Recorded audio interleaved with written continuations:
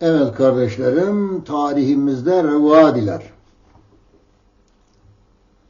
Revadiler 955-1071 yılları arasında Güney Azerbaycan'da hüküm sürmüş bir Kürt devletidir.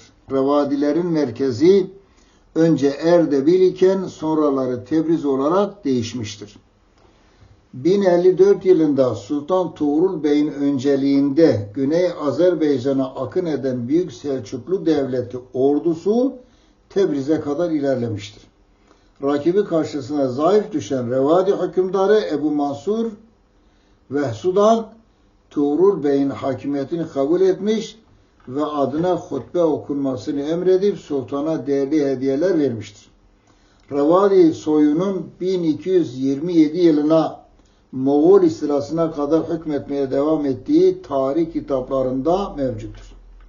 Revadi hükümdarları sırayla şunlardır: Muhammed Hüseyin 951, 1. Hüseyin 955-988, 1. Memlan 988-1000, 2. Hüseyin 1000 ve 1019, Vahsu'dan 1019-1054, Ebu Nasır 2. Memlan 1054'ten 1071 yılına kadar hüküm sürmüşlerdir.